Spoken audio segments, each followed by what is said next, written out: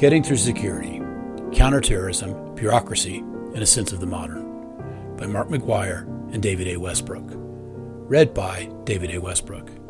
Vincent Parlato composed and performed the music. Vincent also edited the audio files. Getting Through Security was originally published by Routledge in 2020. The audio rights have been transferred back to and are owned by the authors. For the sake of the broader audience and longer relevance, the audiobook is slightly abridged. Some material of professional interest to academics has been removed. Such material remains available in the print version.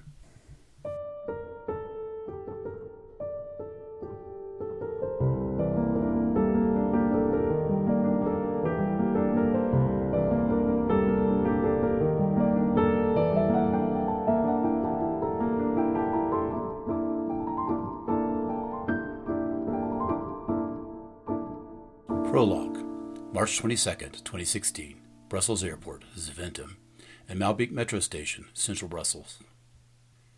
At 07:55, a CCTV recorded Ibrahim el-Bakroui, a well-known street thug with terrorist links, and two other men arriving at the airport by taxi.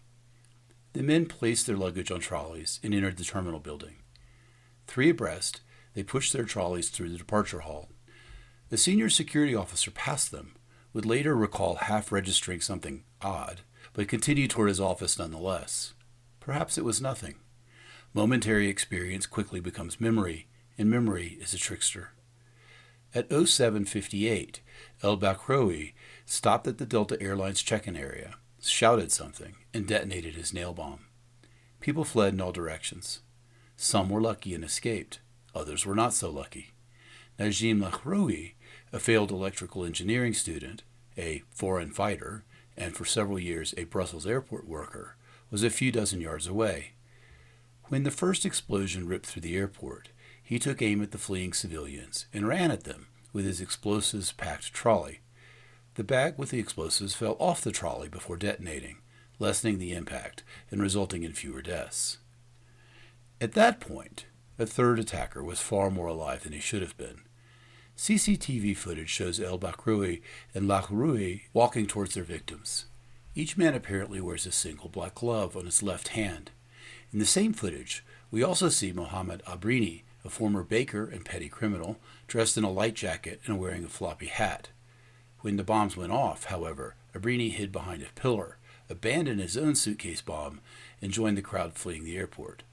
Hours later, the bomb squad discovered a suitcase filled with triacetone triperoxide, TATP, near the Air France desk. The suitcase exploded as the bomb squad began their inspection. Abrini became a suspect at large in the capital of Europe. For days, Europe lived in fear of the mysterious l'homme au chapeau, the man with the hat. As the attack unfolded at Zaventem Airport, confusion prevailed throughout the region.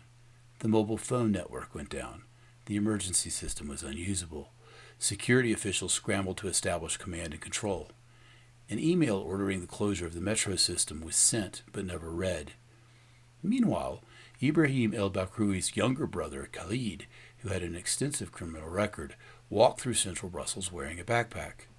He made his way down into the Malbeek metro station, just a 10-minute stroll from the headquarters of the European Commission and the European Parliament building. At 09:11, he detonated his own nail bomb. In all, 33 civilians and 3 suicide bombers died, and over 300 people were injured, many dozens seriously. There was supposed to be yet another suicide attack, but Swedish national Osama Krayem changed his mind at the last minute. In 2005, when he was just 11 years old, Krayem participated in a documentary film celebrating successful integration activities. 10 years later, he sent a relative a photograph in which he posed in front of an ISIS flag in Syria, brandishing an AK-47. He had, clearly, taken a different path. But in many ways, Krayem did not matter. The terrorist attack on 22 March brought to a halt the center of Europe. Bureaucrats were locked into their offices and hotels, unable to use the telephone network. And even if they did venture out, all public transport, trains, and flights had stopped. The still CCTV image of el-Bakroui, Lahroui, and Abrini with his floppy hat circulated. Where was l'homme au chapeau? And why were the other two wearing only one left-hand glove? Later, it was discovered that the CCTV image was misleading. Poor pixelation and shadowing gave the illusion of gloves. But the battle over truth was fought on many levels. Hashtags appeared like mushrooms after the rain. Questions were asked about prison sentences, homegrown radicalism, and racism. Brussels was clearly more vulnerable than people had presumed. Technical and political matters collided in the airport. Analysts demanded that security be pushed out into landside, far from the terminal. There was also a desire to reopen the airport as soon as possible, to show strength and resolve, but the airport police went on strike, insisting that security could not be guaranteed. Those concerned with security often sound a rather abstract warning, to be specified by context. A coordinated terrorist attack, could happen here in Brussels. In fact, it did happen here. Dozens of people killed with nails in the sometimes ostentatiously peaceful capital of Europe. Not just the continent, but the European project, which so many people believe to be a crowning achievement of modern politics. Nail bombs, in contrast, must be pre-modern somehow. Even in Brussels, however, such attacks were hardly unimagined. On the contrary, by the end of 2015, European security services were on high alert, anticipating what might be next, and in that simple-minded sense, too, modern. Summer of 2015, the VIP day of a NATO-funded counterterrorism training program on combating marauding terrorist attacks, MTAs. After invitations to the VIP day had been sent, but before the event itself, terrorists in Paris killed cartoonists in what came to be called the Charlie Hebdo massacre. Evidently, the organizers of the counterterrorism training program, two internationally respected experts, possessed unusual foresight. During the week-long program, footage of the events in Paris was often replayed. The general tone of the program was one of seriousness. More attacks were felt to be imminent, as proved to be the case, and discussion often turned to worst-case scenarios. By noon, the core group of about 30 attendees left the classroom to meet the VIPs, a handful of senior police officers, military chiefs, political figures, and various policy influencers. The National Army's Chief of Staff arrived, received salutes, and greeted the civilians in order of importance. Then he turned to one of the organizers and nodded a command. "Right," the organizer of the demonstration of counterterrorism, the demo, bellowed. "Outside, up the steps, and no talking." Attendees hurried outside and up some makeshift steps onto the back of a flatbed truck that had been set up as a viewing platform. Before them lay an urban scene, several brick buildings along a pedestrian street with a confectionery shop and a gasoline filling station. A number of people seemed to be going about their daily business. A man and woman refueled their car. A mother pushed her child in a stroller. A mixed group of teenagers chatted next to a bench on a small grass square. The knowledge that the scene was an exercise and a demonstration of prowess and a political performance, rather than an actual attack, gave it the horrifyingly distant yet real feel of a public broadcast about the threat of nuclear war. It is unclear exactly what happened next, but a car with several young men came to a stop along the fake road, slightly out of sight. Moments later, a police car came into view, slowed, stopped near the gas station, and turned back towards the young men in the parked car. Instantly, the men emerged from the vehicle with weapons and began firing at the police car. The noise was shattering. One of the police officers stumbled out of his vehicle, fell to the ground, and unsuccessfully attempted to drag himself to cover. The police car, one door still open, reversed its speed. For a moment, the attackers seemed to pause as if they no longer knew what to do. Then they began to fire indiscriminately. One man threw a grenade. The man and the woman at the gas station both fell to the ground, where they remained motionless. The teenagers scattered in all directions, screaming, one almost colliding with the mother, who was now cradling her child in her arms.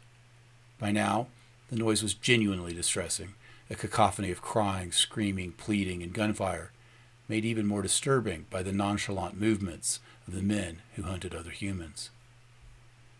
Before long, another police car arrived. This was one of the larger, more powerful-looking estate cars that one sees in capital cities or near airports. It blocked the road, and 2 armed police officers went to the back of the vehicle to retrieve heavy weapons, but they did not engage the attackers. An ambulance arrived, but it too remained at a distance behind the police barricade. The whole enactment was transfixing, but suddenly an event organizer materialized from nowhere and bellowed, 10 minutes! Feels like an hour, eh? But only 10 minutes so far. They can't go in, a French security officer explained. You see, they have to contain. They can't become the victims too. Soon a deep mechanical sound split the sky somewhere beyond the horizon. In less than 1 minute, 2 bottlenose Dauphin helicopters appeared overhead. One helicopter instantly vomited out a dozen men on climbing ropes, while the other seemed to keep watch before landing at some pre-chosen point and disgorged medics and more armed men. They formed up into 2 groups behind ballistic shields, called bullet catchers, and seemingly without command, they dropped their weight slightly and, weapons pointed forward and to the side, advanced like a single entity. The 2 teams were hard to follow, obscured as they moved. The disorganized crackle of the attackers' gunfire gave way to what sounded like short bursts of more organized fire. By the time the dead, dying, and wounded actors were being triaged, the audience on the back of the truck found its voice. The spell was broken. 10 minutes, people exclaimed over and over before formulating a reaction that foregrounded their own areas of expertise. The organizer asked the attendees to return to the building where the training program was scheduled to continue, but shrewdly left time for VIPs to absorb what they had seen, while Special Forces members mingled and answered technical questions. In the hours that followed, the demo was pronounced a success. For some, the demonstration was shocking, partly because of the noise of the gunfire, but mostly because watching the performance felt like stepping through a portal into a world that was hitherto only suspected or rumored, where the horrific was the workaday reality. Participants in the training program from elite special forces or medical teams discussed all manner of technical details, from the precise movements of the unit to the emergency response equipment. This was a realm of tactics in response to plots and machinations, sudden violence, and arcane disciplines practiced in secret. The VIPs, especially the senior police and political figures, were soon looking at their smartphones in anticipation of their next appointment. From their perspective, the demo was a theatrical performance intended to deliver a range of messages. Not only was terrorism possible, even likely, there were things to be done about it. Counterterrorism was also possible, effective, and impressive. There were entire disciplines, secret colleges, devoted to preventing the kind of terrorist violence that had become so familiar from global news. And surely it was the responsibility of politicians to employ such disciplines to safeguard against such threats. Surely, in the event of an attack, politicians who had not taken precautions would be held derelict and punished accordingly. Underneath, however, an even more chilling message lurked. We've been lucky, so far. Anders Breivik murdered 69 people, mostly children, on Utoya Island, but he was little more than a nutter with a hunting rifle. The Kouachi brothers were certainly better armed when they murdered Parisian cartoonists, but they were still rank amateurs. Utoya Island, the Charlie Hebdo offices, these were horrific attacks, for sure, but from an expert perspective, in the cold light of day, things could have been far worse. The demo portrayed what could happen if low-level attackers marauded for 10 minutes before Leviathan intervened. Those in attendance were invited to imagine the scene of an attack carried out by peers of the counterterrorism forces who had just demonstrated their prowess. What would an attack by the real deal, men professionally trained in what is euphemistically called the delivery of kinetic force, that is, killing, look like? Nairobi Airport, February 2019. Nairobi is not the beating heart of global integration, but it is an international city, a nodal point in the contemporary. At the Jomo Kenyatta International Airport, a few weeks after the al-Shabaab attacks on the Dusit D2 and office complex, lessons drawn from the Brussels bombing and other incidents are routinely enacted. Quite some distance from the terminal, the cab is first, at least first physically, searched. Passengers get out of their cars to walk past heavily armed guards, divest themselves of phones, wallets, passports, and the like, which are placed on conveyor belts and screened, walk through a metal detector, pass more guards, reinsert phones, wallets, passports, and the like, and get back in their cabs.